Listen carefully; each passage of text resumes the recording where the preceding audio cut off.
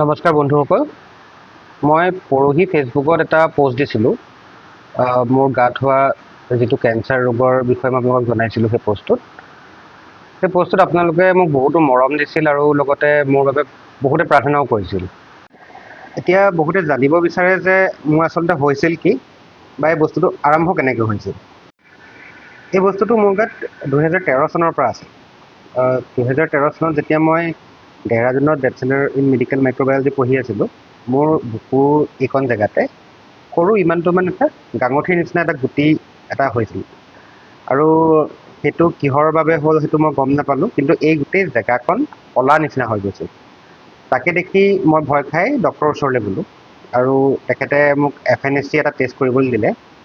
যিসকলে যে গম নাপায় FNAC টেষ্ট কি, FNAC হৈছে এটা ডাঙৰ নিডল থকা চিৰিঞ্জ দি আপোনাৰ উখহি থকা জেগাকণৰ পৰা যিটো তাৰ ভিতৰত থকা বস্তুখিনি চিৰিঞ্জটো দি উলিয়াই আনি তাৰ টেষ্ট কৰে, তাৰ পৰীক্ষা কৰি চাই যে তাৰ ভিতৰত কি আছে। তো সেই FNAC টেষ্টটো কৰাৰ পিছত মোৰ টেষ্টত আহিলে হেমাটমা বুলি আহিলে ৰিপৰ্টটো। তো হেমাটমা হৈছে এটা কেঞ্চাৰ নোহোৱা এটা বস্তু, যিটো আপোনাৰ তেজ গোট মৰাৰ ফলত হয় আৰু সেইটো নিজে নিজে ঠিক হৈ যায়। ডক্টৰে মোক তেতিয়া নিজে নিজে ঠিক হৈ যাব বুলি ক'লে। সেই বস্তুটো মোৰ গাত থাকিলে প্ৰায় 12 বছৰ একো নোহোৱাকৈ একেটা চাইজতে থাকিলে। বস্তুটো কেতিয়াবা মই মালিচ কৰি দিলে নাইকিয়া হৈ যায়, আকৌ কেইদিনমানৰ পিছত নিজে ওলায়।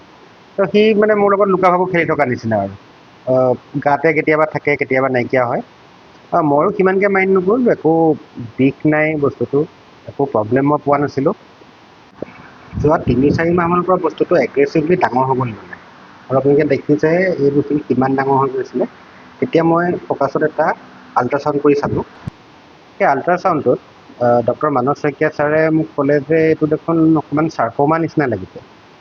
মই চাৰ্ক'মা শব্দটো শুনিয়ে মোৰ ভয় লাগি গ'ল। মানে চাৰ্ক'মা মই গম পাওঁ যে সেইটো এটা কেঞ্চাৰাছ বস্তু হয়, আৰু ছাৰে অতি সোনকালে এই বস্তুটোৰ ট্ৰিটমেণ্ট মোক আৰম্ভ কৰিবলৈ ক'লে।